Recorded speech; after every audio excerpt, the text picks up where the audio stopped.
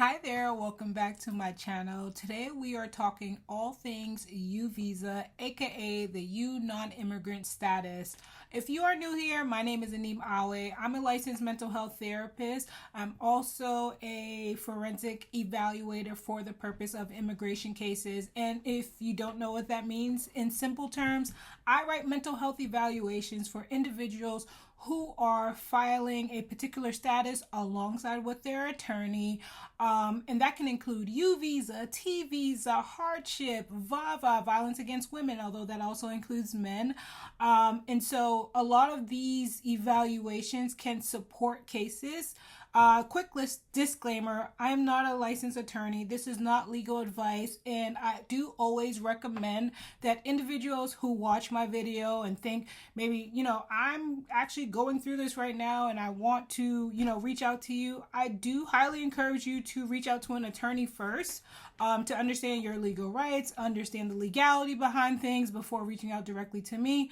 And if you ever need support in finding an attorney, I can definitely help with that resource on top of doing this mental health evaluation if you find yourself at that intersection. So let's get right into it. So we're talking about the U visa today. And what is the U visa, right? Well, like how does one qualify? What does that look like? So essentially, the U visa is a non-immigrant visa that was created to protect victims of certain crimes that they have suffered here within the United States. And this can be mental abuse, this can be physical abuse. And so what happens is this individual, let's say, unfortunately, was stuck up, right? They were walking somewhere, maybe getting off of work at a late night, and somebody came and robbed them, right? This is not unheard of. In fact, I've heard several stories similar to this, and unfortunately at this point they are now a victim of crime. And we know that when you are a victim of crime, there is a substantial amount of trauma that can be associated with that, and that's where somebody like me comes in, and that's why I can speak about this. And so I just want to give you tips and tools in terms of like understanding the U visa process, and from my perspective as a licensed mental health professional, what I would be looking for, of course, and what to sort of expect when you're going into this, particularly if you're filing under this status with your attorney. Now, I understand, again, this is not advice. I understand that, sometimes it's not feasible for people to work with attorneys, and I get that. And so while I did make a mention earlier that I do recommend people speak to attorneys first and foremost, I do understand that's not always feasible. But when you're reaching out to a mental health professional, please understand that our role is from a mental health perspective, speaking to the trauma, evaluating the trauma and the symptoms or the long-term outcomes as a result of that trauma that you have endured. So understand we have two separate roles. Our scopes of practice are completely different, but we can support each other. And that's why I always recommend working with an attorney, because it can be a really great team for the individual when possible. So without further ado, we're going to jump into it. So in terms of the mental health evaluation for the U visa, and this can really play a substantial part. I'm saying it could play a substantial part, but that doesn't necessarily mean your case is going to automatically get approved because you have this mental health evaluation completed and a part of your application. But it can certainly help, because what it does, again, is speak to the mental health implications of that traumatic incident that you had endured. So earlier I gave the example of being held at gunpoint or being stuck up or robbed, or, we're just going to use that for the sake of this video here. So with that, especially if you've never experienced that before, or even if you have experienced this before, it can be extremely traumatic, right? And it can stop you from leaving the house, right? It can get to a point where you develop some sort of agoraphobia. Now, do these go hand in hand in every single case? Absolutely not. And that's the point of the evaluation for professionals like myself, to evaluate and determine that, right? There are, what we call resiliency factors. And so for some of us, that might be a little stronger than somebody maybe who grew up in a different environment, right? And so we all have different resiliency factors. And again, as we're going through that evaluation, those are things that we can discuss and talk about. So one of the things that we want to do from my perspective, and something that if at all possible for you, is to document that trauma and that impact. Now, again, I always want to just note that we all have different perspectives around mental health, especially if you're coming from another country and coming here to the United States. While we've come a long way, we still got a lot of work to do. But because of that stigma and that shame, it can be hard to identify or accept the fact that maybe you have gone through something traumatic. And so I'm just here to normalize like that it can be in fact traumatic. And what happens with trauma oftentimes is that sometimes our memory is impacted, right? I gave the example earlier about agoraphobia, meaning like you struggle with leaving the house. Sometimes it can create a sense of social anxiety for some people. Like you can't be around a lot of people, you can't be around a lot of crowds, you don't even feel like leaving the house. And so it can be this layered affect, one thing top of the other. And then also with that, when you're experiencing high levels of stress or anxiety, that can also cause physical health issues, right? And so another really important component, if at all possible, right?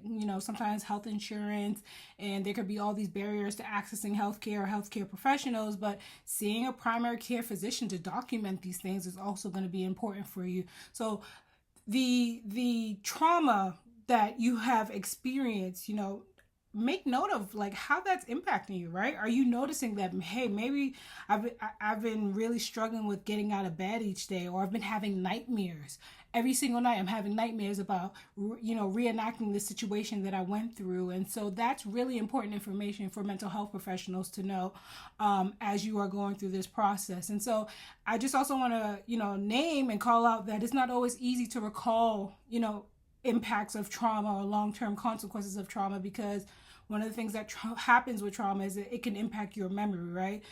As a biological method and for human beings, one of the things that we've learned is sort of how to repress or, push things aside so we can continue moving forward, right? And so we document that, we note that, and we know that's something that can happen.